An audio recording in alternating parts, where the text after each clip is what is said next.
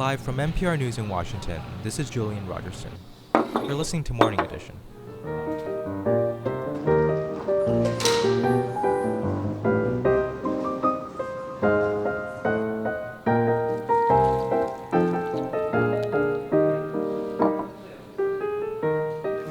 Chairman Matthew is announcing right now that in response to the confidence crash following the diplomatic crisis with Olivia, his administration will pursue a double goal policy with Sandra as well.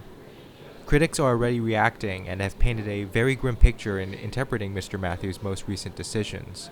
Confidence ratings have continued to drop precipitously for the fourth day in a row, as Mr. Matthew continuously fails to begin negotiations in furthering cooperations with either party. His critics presently fear that either proposed exclusive partnership appears to benefit him more than the other party, compromising his administration's bid. The confidence crash comes after a spike in confidence after Mr. Matthew's Thanksgiving summit, in which critics originally praised Mr. Matthew on his liberal pragmatism in inviting Olivia for negotiations.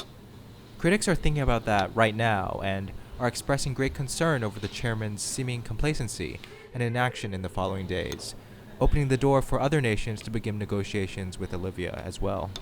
Critics just now have heavily criticized Mr. Matthew's decision to pursue a double goal policy, which they call weak and selfish.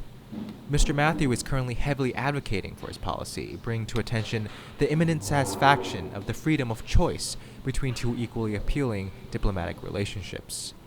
The faults of Mr. Matthew's campaign, however, have grown glaring as breakfast has commenced. Critics are currently arguing that his prepared conversations suddenly lack pith the way they did while under a single goal vision.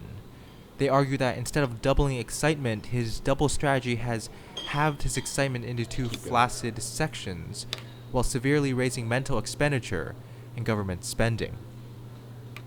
With such negative feedback, Mr. Matthew has agreed moments ago to annul his two-goal campaign, but remains conflicted on whether to return to Olivia as he had pursued pre-policy or to pursue Sandra as introduced post-policy. To discuss this issue, Mr. Matthew is right now meeting with his diplomatic cabinet, voting on a decision. The chief intuitive minister, holding the largest weight, argues that Olivia, being Olivia herself and all, should be pursued. The rational delegates are now voting. The first delegate votes yes, Olivia, under the justification that Olivia and Mr. Matthew once had the same French class.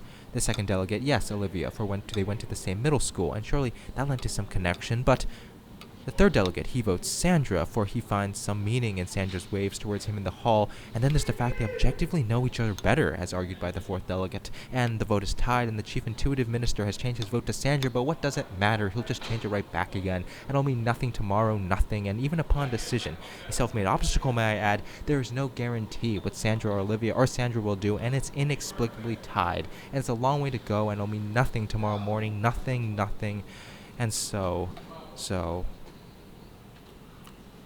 Julian Rogerson, NPR News, Washington.